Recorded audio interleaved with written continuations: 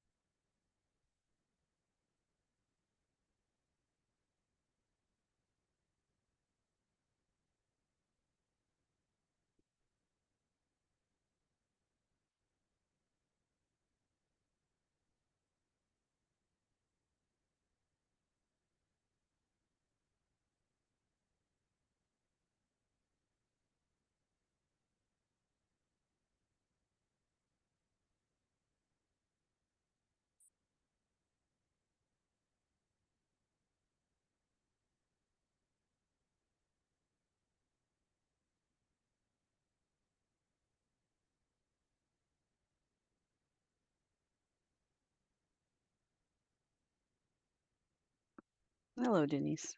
Good morning.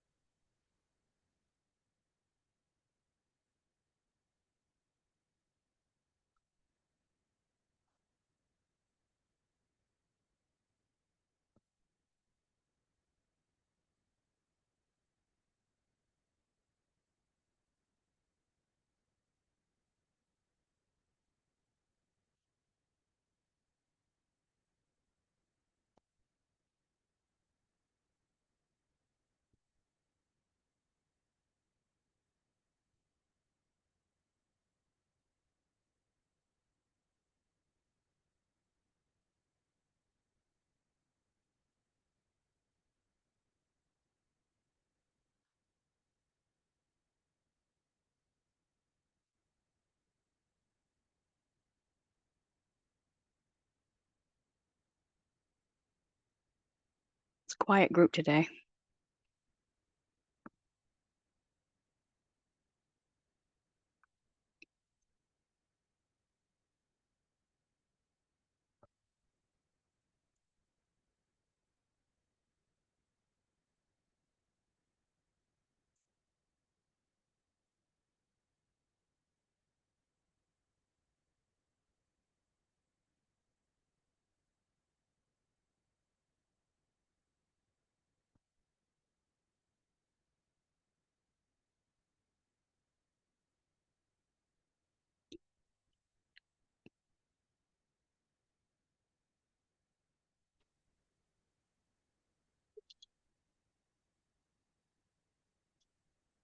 Hello, Alyssa.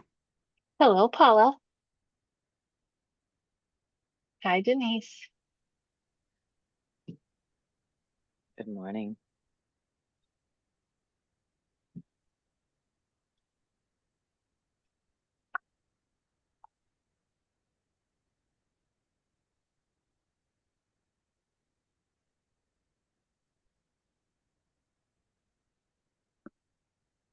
Everybody's camera shy.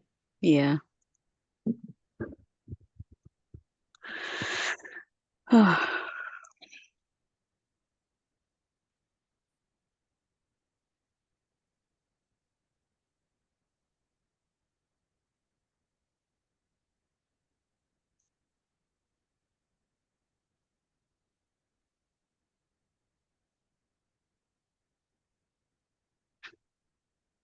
I didn't do my hair this morning. I didn't want you to see.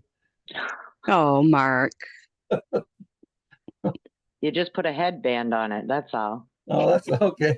Or a hat. Don't you have a hat? There you go.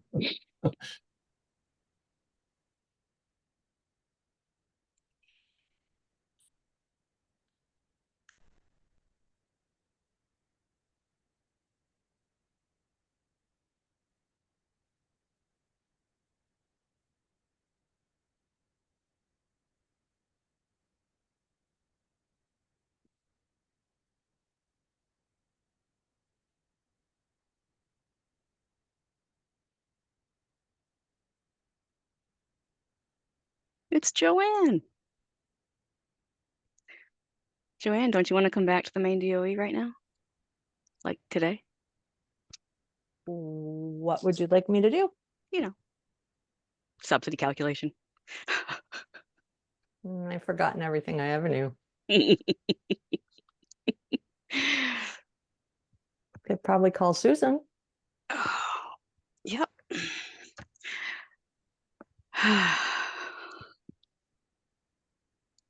I took a vacation and it was great. But I think I'm already exhausted from being back. So Pretty much why I never took a real one. it was great though. It was so amazing Good. for my headspace, you know? I'm glad. Yep. So I'm gonna have to do it more often. And I will tell you that Ida and Donna did a great job at Maine School Management. So Thank you. Thank you. I yeah. appreciate hearing that. That's great. This team has been amazing, especially these last 2 weeks in rounding up the stragglers, if you know what I mean. Yes, I'm familiar. We are in a really good place today, but it's taken a lot of work on our part, but a lot of work on everybody else's part, which is why I'm hoping to, you know, also put out a big thank you to our business managers that come on this call today. So if you have like a common theme of why some people were having difficulty, and if it is sort of a repetitive theme, if there's something that our organization can do to help with that, you know, whether we do some lunch and learns, if it's coding, whether we do, you know, more concentrated meetings. We've got some regional groups starting up that might be helpful. You know, let me know what we can Yep. do. Yeah, we'll do some, I can't think of the term right now, but we'll review how it went in, you know, probably next month, not next month, in January, and figure out where we need to focus and come back to you with that. So that'd be great. That'd be great. Yeah, that's good. Nothing's going to happen for us, you know, in that area until January, February, as far as reviewing where we need to focus next time. But we're definitely going to do that. So well, I'm sorry that everybody's having a bad hair day today. According to Mark, that's what's going on anyway. But that's okay. I did my first meeting this morning at 7:30, and I did not show myself because at 7:30, I definitely was still having a bad hair day. 7:30 meetings, what are those about? Hey, Andrea. Good to see you. Thanks for showing yourself. All right, it's 10:02, so I'm not going to wait any longer. Oh, and Katie's on camera as well. I see Katie almost daily lately. We've become close friends. Adam's not having a bad hair day.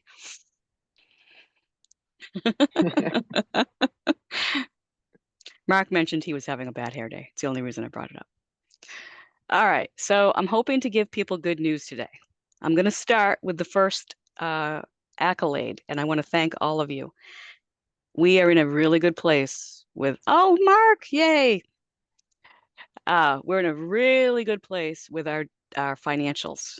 And it has taken a lot of work. Our team has been reaching out. Maria has been a rock star, and especially given this is her first year doing it, in reviewing those financials, getting them approved, or reaching out on what needs to be corrected. And you all have been rock stars as well in responding quickly.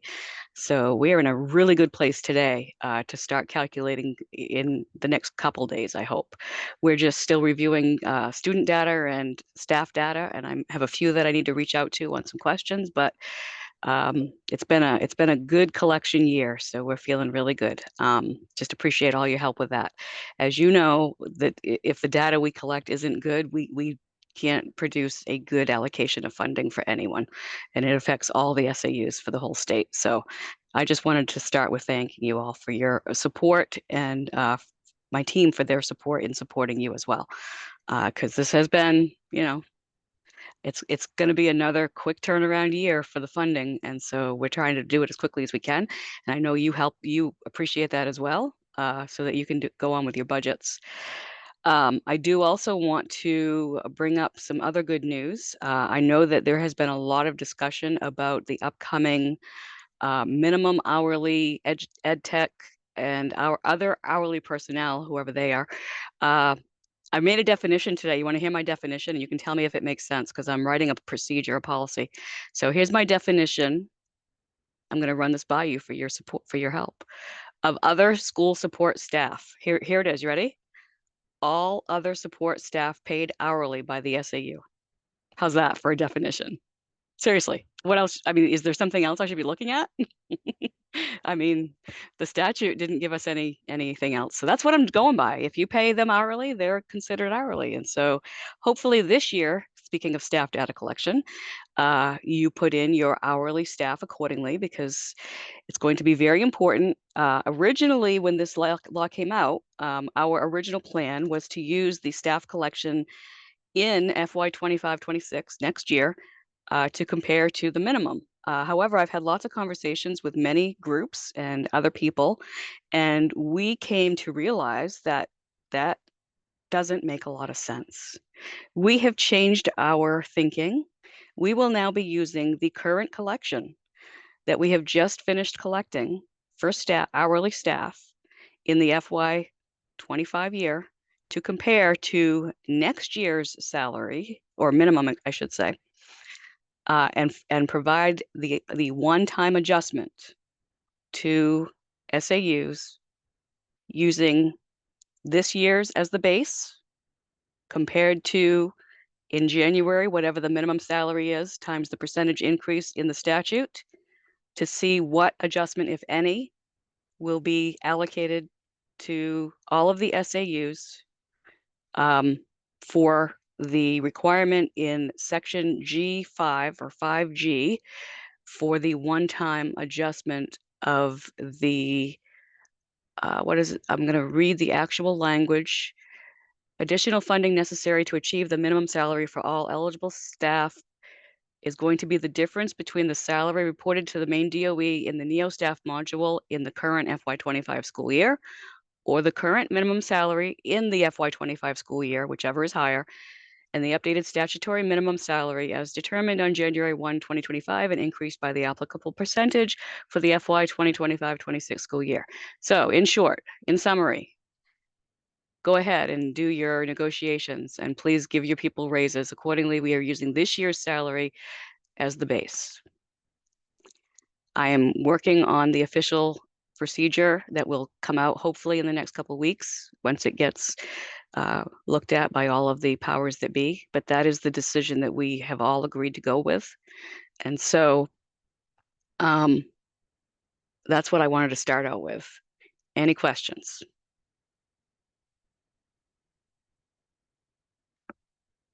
Okay, my address for chocolate and coffee is, just kidding. All right, Thank you. Just wanted to say thank you. Yes. It's much appreciated, and That's great, because then you don't even have to get into the, well, what would the increases have been if we didn't know about the law? All those variables. So Right. thank you. Yes, and I'm going to tell you, initially I was under the impression, and this is, I'm just going to be honest with you guys because that's how I am. Initially, I was under the impression that because the statute said the one time in FY26, I was under the impression, okay, that's the year we have to use the salary base for.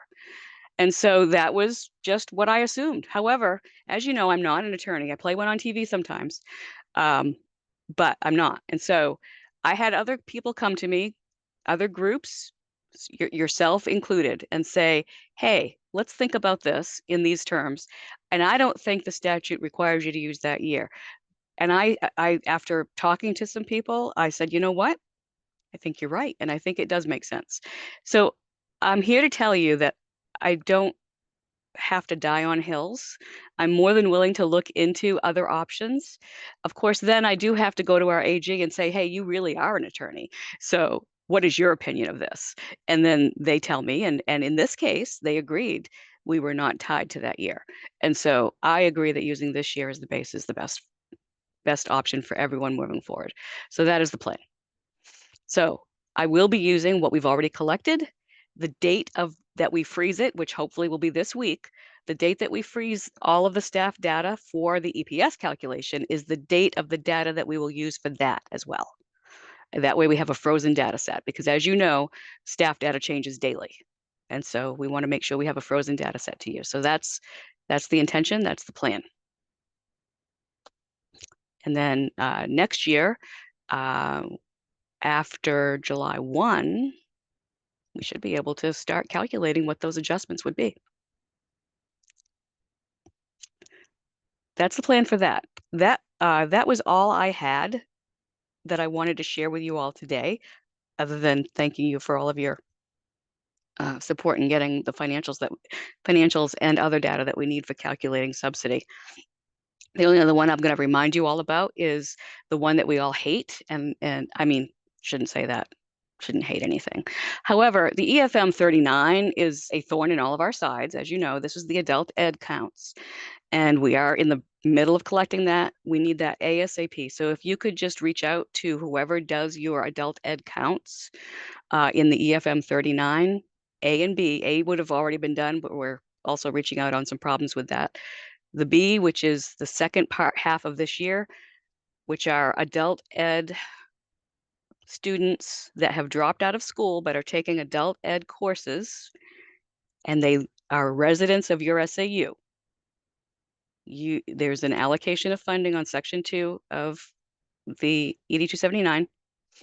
Yes, there is discussion, Andrea, where I'm actually on a commission for adult ed right now to discuss other ways of funding adult ed. And I'm honestly looking into other ways of doing this to remove this from this from ED 279. Let's put it that way, from EPS. Okay, we're looking into that because I really believe that this is not the intent, the way it's going out, and it's more of a burden for the collection, et cetera. So we are definitely talking about that. We would love your support when something comes out. In the meantime, we still have to do it. So please, so that we can calculate accordingly and correctly as best we can, please reach out to whoever's doing that so we can get that data as soon as possible. We have it due December 15th because it's going from counts from July 1st to December 31st. I hope by December 15th, everybody knows who's taking classes, right, in adult ed. So frankly, if you could do it, earlier than that, that would be great for our calculation of funding. Remember in the past, we used to wait until the middle of January and then we'd have to recalculate your ED 279 accordingly. And by then so we're trying to actually get everything done in December as we should. So that's the reason for that. So that's a quick ask for you all to help us with that as best you can. I know you don't generally do the report itself, but please reach out to those that do because it impacts how we do the calculation of subsidy. I think that was the last thing on our list that we have to collect other than just calculating and then, making it public and getting our approval from the governor etc. So that's all I had. Is there anyone else on my team that had anything else they wanted to bring up before we open it up to our wonderful business office officials that have joined us today? Denise, go ahead. I just want to say, first off, Maria, you did an awesome job. You haven't been with us for more than, 5 months or so, and you really rocked it. So I appreciate that. But what I wanted to say to everybody is I'm still working on FY25 budgets that were due in August. If you haven't uploaded them, please do. If you have not submitted the backup for the budgets, can you please do that as well? I do have a steady roll of them, but I have about 100 that still need to come in. So if you're having troubles with them, please reach out to me. But if we can get some of those moving, that'd be great.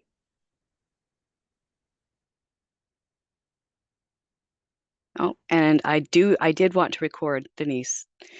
Next time you're going to need to actually just say it out loud because I didn't see your message in the chat and I forgot. So I'm going to start recording now. Oh, it says it's recording. Never mind. Just kidding. Yes, we do still need those budgets. So we kind of put those on hold and so we could make sure we got our actuals from 2024, but we do still need those. So if you could still work on those as well, that would be great. All right. Ida, anything from you? Maria, you really have, I don't know if any of you have worked with her directly, but she has been amazing in helping to figure out how to correct errors with coding, all that stuff. So, and this, I really expect that this is going to be a better year in looking at our data as a result. So looking forward to another year of that next year. Only good things to come. All right. Did I miss anybody on our Alyssa? We good? Audits? How are we doing on audits? Do we want to say anything about audits? I would just remind everybody that the FY24 audit due date is coming up on December 30th. So I've already got some trickling in, which is awesome. If you know it's going to be a while or whatever, reach out to me, send an extension, I'll send you a form, whatever. We're here to help. Yep. Always do the extension so we have paper trail as to why it's late. All right. I'm going to open it up. Any of you have questions or anything you want to say? If there isn't anything to talk about, I might have to do a little song and dance, or I could show pictures. I went to the Azores in Portugal, which was amazing. I could show some pictures. No, you don't want to see those. I do have a question about the CTE bond that some of us were fortunate enough to receive some funding. My question is, I understand from the bond bank that the DOE will be making the bond payments directly, Correct. which is great. My question is, do we need to capture the expense and revenue of that in our general fund budget, or do we not need to account for it? Ida, I'm looking right at you and you can't tell, but I am I could staring. feel it. I could feel that you were looking at me. I don't, I mean, I'm not quite sure yet, so I'll have to take that question Okay, back. yep. My As long as we assumption, know oh, go ahead, Mark. my assumption is that we would, because theoretically the districts are legally on the hook for the money, right? Yeah, right, because you have to have it in your budget. You have to have the issuance in your budget, so I assume that Right. there is some in and out. I'm thinking it's similar to other bonds where even if the state is paying it directly, you have to show that it's a revenue received and a payment paid out. I would Correct. assume that. Yep. Right, but let me just check with. Yeah, if you can confirm, in the next couple months, that'll give us plenty of time to get it in our Yep. budget, and we'll just need to explain to everyone that even though the budget's going up, it's a net zero. So thank you. Exactly. Yeah. Those are the happy ones, right?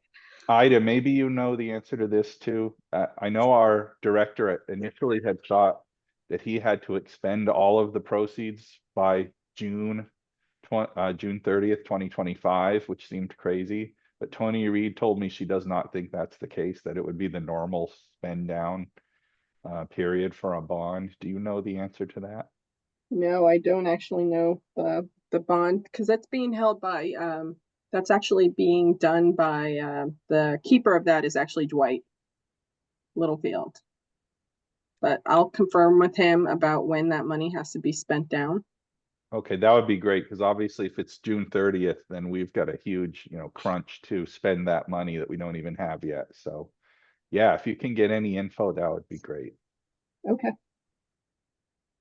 Thank you. Speaking of bonds, I'll just remind you all, in case you weren't aware, the governor put into place a commission to look into how major school construction bonds and whatnot are being done. And that commission started last Friday. And so there is a website about that. If any of you are interested in looking into some of that discussion, it's a big deal. We haven't had a commission since 1998, I think. And back then, that was when the revolving renovation fund was put into place. So there could be some big things coming about that. So just to put it on your radar, in case it wasn't already. I will say that ASBO has a representative on that commission. It's Hollis Cobb and Gorham.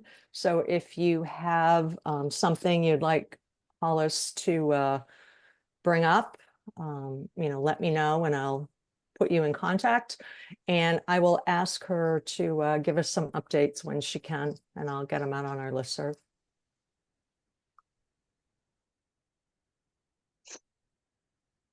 All right.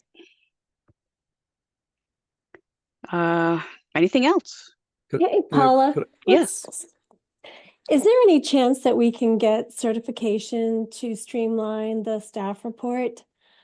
I still am confused why anyone needs to know whether a math teacher is teaching trig or calculus or pre-algebra or algebra to, is that really necessary? And honestly, it slows down the staff report.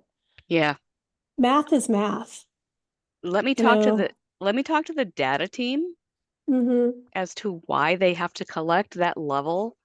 I don't know, but I can certainly bring it to them and ask. I have spoken to the data team before and tried to put a nugget in there, but it just seems kind of, I understand the certification piece, but if they're teaching math, I don't think we need to know if it's pre-algebra, algebra, post-algebra, AP algebra. So the question is, do we really need specific type of course like math, English, etc.? Is that the right question? The level of detail, Okay. I would think math would be sufficient. And I Okay. understand the need for grade levels. That's not what I'm asking them to remove. Just the. Yeah. Great. Everybody here is always is supposed to be looking at ways to make it less burdensome. So let me look into what the purpose is for that. It's certainly not for EPS, so I can't speak to it, but I can put some bugs in some ears to see if we can figure out why and if it's really necessary. Absolutely. That'll happen in February though. Okay. Just so you don't have any expectations of it being too early.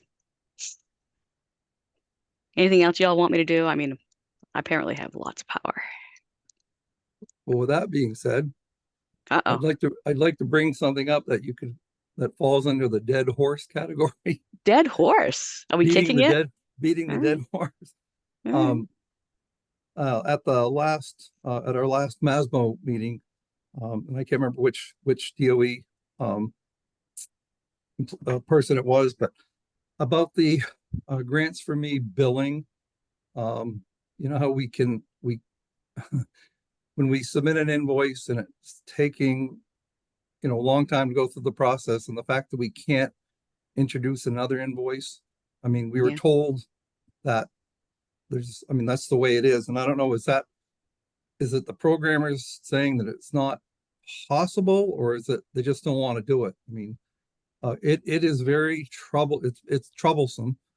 It's because I'm stacked up and I lose track of them, because we're doing other things.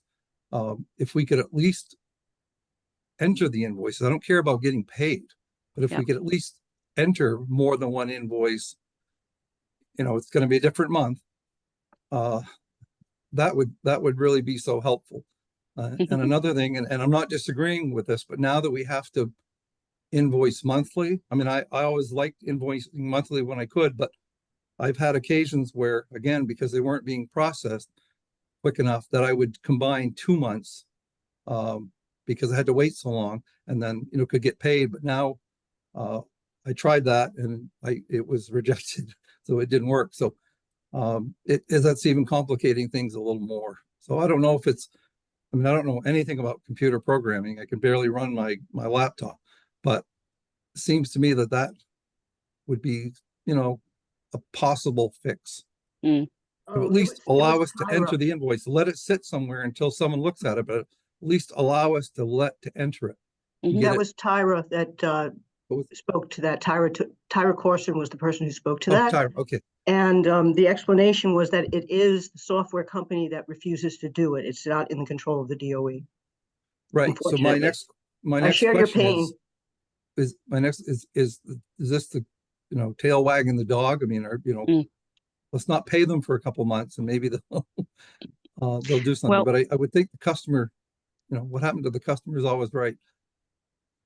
Yep. And so I don't deal with grants for me regular at all, really, but I'm going to take this and I'm going to ask Joanne to do it as well. And we're going to come to it from different angles to those that might be able to make a difference. And I'm going to remind that this has been an ongoing problem and that many of you have this issue and that it was brought up today. Although the issue seems to be DAFs. I don't know what the problem is with DAFs, but DAFs is taking a long, long time to issue payments. Oh, the payments, yes. Yep. Yes. So, well, the system is holding up until DAFs actually processes that payment. Okay, I understand what you're saying. If they could release us to do invoices once it goes to DAFs, then at least, like Mark said, we could submit another invoice. But I don't, as everybody at DAFs, are they all taking a vacation at once? They're just, it's shorthanded. It's severely short-staffed and new staff. In fact, we stole Maria from them. So we contributed to that a little bit. Those of us who have cash issues, waiting for DAFs to issue payment, it's a little bit unfair. Yep. Okay. I'm writing that down and I'm gonna, you know what? I'm gonna bring this to the people that might be able to do something. It isn't me, but I'm gonna express your pain and see what can happen. I do have a problem sometimes with not knowing when to not speak up. But it's okay. I'm okay with that if it is better for all of us, because I do want to be a team with you. And I mean that. I'm not just saying that.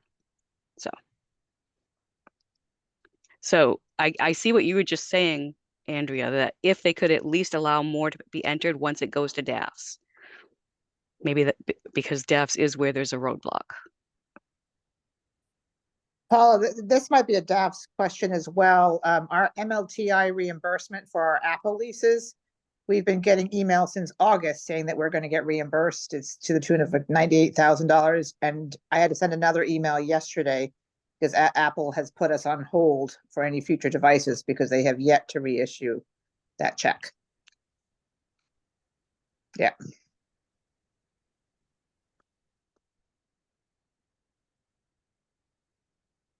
I might have opened a can of worms here, but I'm okay with that. Denise, you had your hand up. Are you all set? I did. And the reason I did is because this has been a topic of conversation since we've had grants for me. Yeah. Right. So, and I understand the concern because it holds up, blocks your work. I was told a long time ago that the internal control, which is the software system piece, was the issue. Because if you get something rejected and another invoice flows before that one, and there's some internal controls, but it is Jeanette's team that's been talking about it. And I think they have been pretty open about it. It's not what anybody likes. But if there's strength somewhere to bring that topic up and try to move along, great. But I know that it's been going on for a while, and there's been, like you said, Andrea, many people probably have complained about this, and it's not going anywhere. But And I, you know, I understand that. I mean, I get that, but if it could at least, I mean, get released from us and put into a hopper, and then it could stay in chronological order. And that way, if they did have an issue that, you know, we fix them, but it's just to get it out of our hands so that we can move, you know, enter another one. But for And I, those districts, oops, sorry, but for No. those districts who have cash issues, this is Mhm. really becoming a problem. Not Yeah. all of us have enough money to go months without reimbursement, and I mean months. yeah. And I do think it's probably gotten worse in the last few years with the deaths issues of, you know, not being able to process things quicker. So this has become more of a problem. So maybe it's now time to push, looking for a better resolution. So, yeah, happy to bring it up to those that might be able to help. So really, these are two issues, right? One is moving the money through quicker, but the other is allowing us to process more invoices. Mm-hmm. Yep. And if they can't do both, then allowing us to invoice multiple months at a time, because if it takes them 3 weeks to approve an invoice, and then we have to still wait for DAFs to process before we can submit a new invoice, it's creating the state is creating a backlog for us to be able to do our work as they require us to do so. Okay. So Andrea, Mark, I'm going to use your names if you don't mind, specifically. Is there anyone else that would be okay with me using them specifically as examples?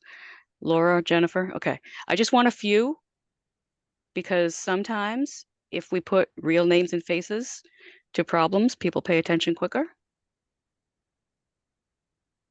Okay. Paula, feel free to use my name if you want. I'm going to use I- yours for something else, Adam. That's fine. Whatever you want to use it for, Paula. I'm fortunate to be in a municipal school district, so I don't really worry about cash, but Right. I feel the pain from Andrea and others who are not as fortunate, and with just the additional of them wanting more and more and more detail, and it's taking forever. Could there even be consideration of some sort of provisional payments for, you know, SADs and RSUs? And I know I'm getting out there a little bit maybe, but I think the cash flow issue is a real problem. And it's not fair to those districts to be put in that position of, well, I got to try to figure out how long it's going to take for the state to turn this around and actually get me the money. Yeah. You know, so I do think that needs to be brought forward to anyone who could possibly do something about it. All right. I have taken copious notes, and I promise to pass it on.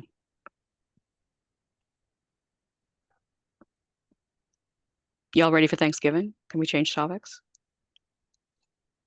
I'm not hosting this year, so I'm happy. First time in ever, I think, that I'm not hosting. I'm just going somewhere, bringing a pie.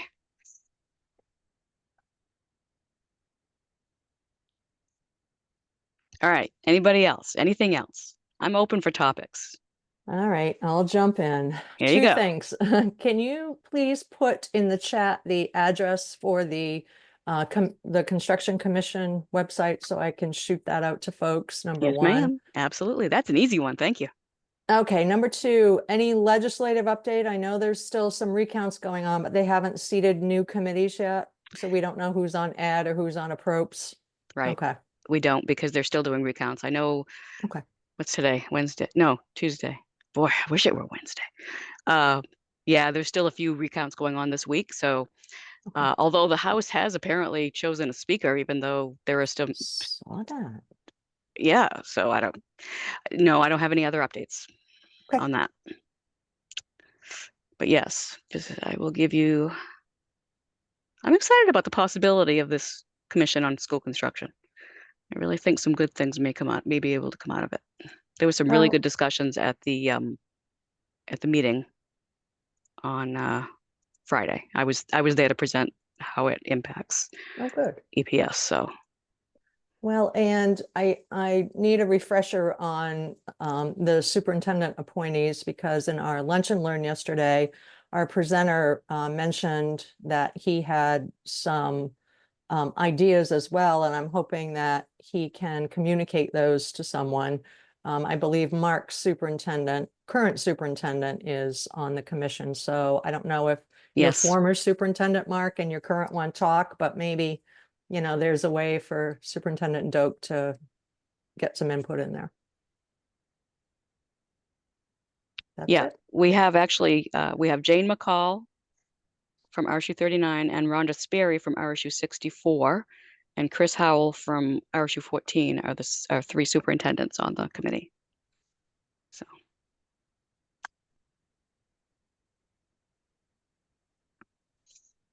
All right, well, if there isn't anything else, again, thank you all very much.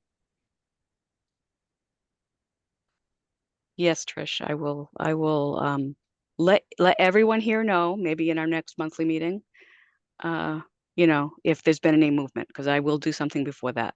I will prepare something and send it to leadership, let's put it that way, and give an update when I can. All right, well, I'm going to give each of us a few minutes back. It's probably time for my next cup of coffee. And calculating subsidy. Here we go. Fun. We are still trying to keep the fun in funding, by the way. All right, everybody. Thank you very much. Thanks. Take care. Bye-bye. Thanks, Paula and company.